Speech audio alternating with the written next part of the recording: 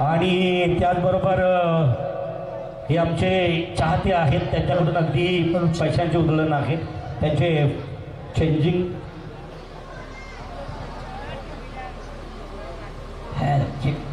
त्याच्यानंतर उपाध्यक्ष अतुलजी मनोज ठाकूर यांच्याकडून रोख रक्कम 100 रुपये, अलंकार ठाकूर आणि हिरामन ठाकूर यांच्याकडून रोख रक्कम 100 रुपयाची धनराशी. आता हा नव्यानं तुम्हाला पाहायला मिळेल. हा एक छानसं गीत गातोय. याचं आवडतं गीत कोणतं ठाऊक आहे का? एक सांगेन, यावर्षीचा पालखी उत्सव तुम्हाला अगदी कैक वर्षानंतर एका मोठ्या उत्साहात आई मंदिरात तिच्या स्थानावरती जाण्या अगोदर एवढा आनंद आहे. त्या आनंदाचं आयोजन करणारे आयोजनकर्त्यांचं आयोजन आवडलं असेल तर त्यांच्या मेहनतीसाठी सर्वांनी जोरदार टाळ्यांचा प्रतिसाद द्यायचा आहे. परंतु त्यांच्या मेहनतीमध्ये असणारा सर्वात मोठा सिंहाचा वाटा, बोरखारमध्ये नाटक असो, बोरखारमध्ये ऑर्केस्ट्रा असो, बोरखारमध्ये एखादा संगीताचा कार्यक्रम असो, भजन असो, बोरखार या गावातील रसिक प्रेक्षकांच्या कानाला ज्या आवाजाची सवय लागलेली आहे, किंबहुना कित्येक मोठमोठे इव्हेंट आहेत, ते इव्हेंट स्किप करून बोरखारला प्रत्येक वेळी सेवा देणारा हा साऊंड सिस्टीम आहे. नाव आहे प्रशांत डेकोरेटर्स कोपरोली. ध्रुवराज म्हात्रे आणि ओमकार म्हात्रे यांच्यासाठी सर्वांनी जोरदार टाळ्यांचा प्रतिसाद द्यायचा आहे. खरं तर आवाजातील बाज आणि बाजातील आवाज आहे. या साऊंड सिस्टीमवरती आल्यानंतर परत एकदा असं वाटतं की कार्यक्रम 50% सक्सेस, म्हणजे अर्धा कार्यक्रमाचा भार आमचे साऊंड ऑपरेटर निश्चित विकू आणि त्याचबरोबर आम्ही तसे सर्व सहकारी आहेत. ध्रुवराज म्हात्रे यांच्या साऊंड सिस्टीमच्या आवाजाची नजाकत ऐकूया अमोल जाधव याच्या आवाजात. हा विक्रोलीवरून वाला आहे, अगदी शॉर्ट नोटीसवरती. 4 वाजता सांगितलं आईचं गीत होणं गरजेचं आहे. आई डोंगरावरची असो नाही तर बोरखारची असो, त्या आईच्या गीतासाठी याला 4 वाजता विक्रोलीवरून बोलावलंय. आवाजाच्या अगोदर सर्वांनी जोरदार टाळ्यांचा प्रतिसाद इथे द्यायचा आहे. खरं तर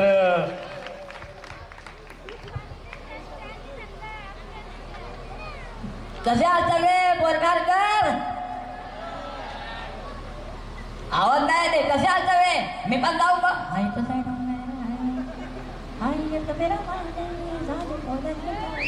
येतो ना आवाज? मी पण जाऊ का मग? बारीक आवाजात गाईतो तुम्ही सगळ्यांनी. आवाज त्याला दिसत नाही पण आवाज येतो. परत मी पुन्हा विचारता, कसे आहात सगळे? बघा असा आवाज पाहिजे. आता मोठ्यानं गातो मी गाणं. आई माऊलीचा माझे विराईचा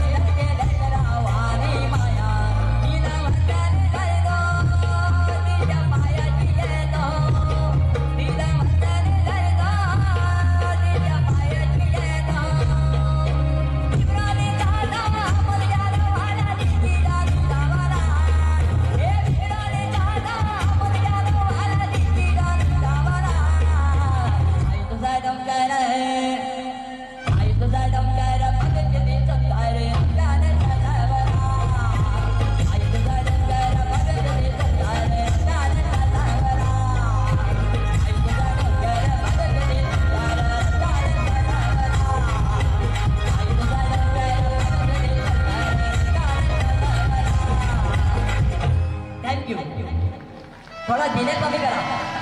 Yes, त्याचा डिले कमी कर फक्त त्याच्या माईकचा. आवडला असेल मनापासून टाळ्यांचा प्रतिसाद द्यायचा आहे, नुसता टाळ्यांचा प्रतिसाद नाही.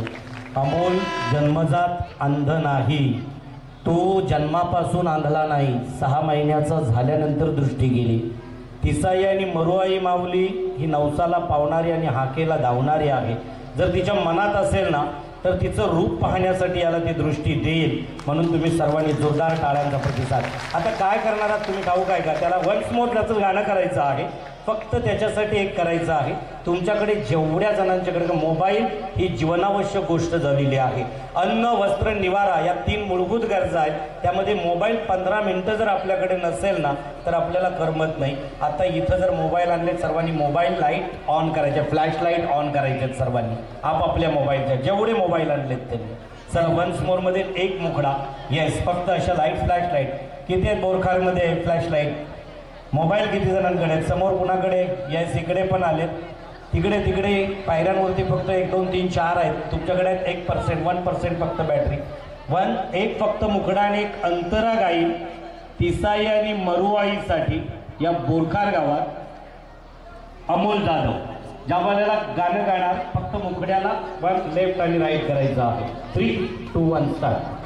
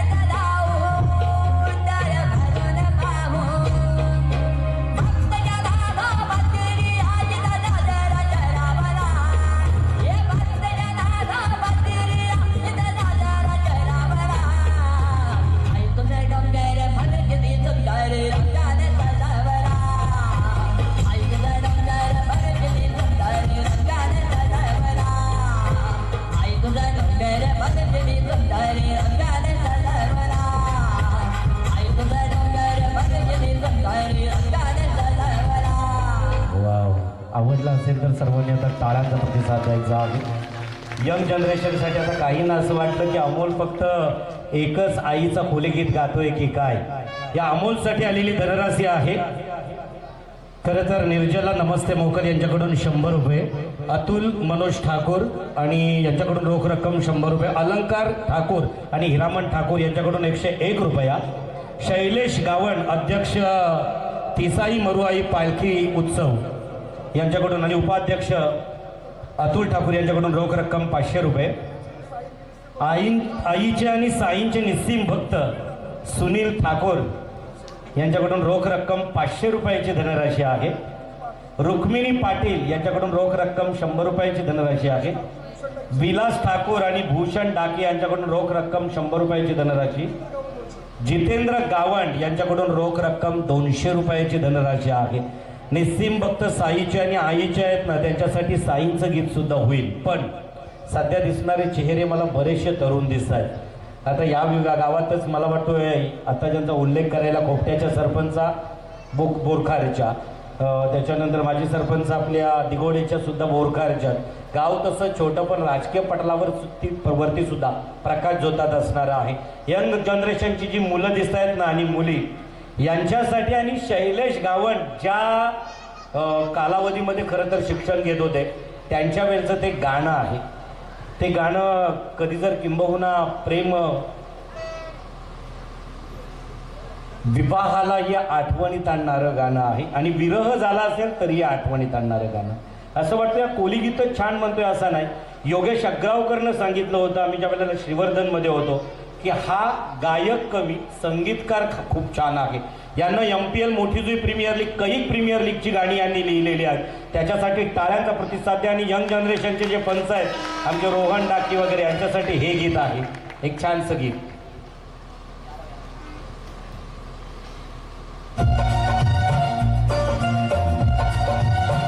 आवडला तर यंग जनरेशनला टाळ्यांचा प्रतिसाद द्यायचा.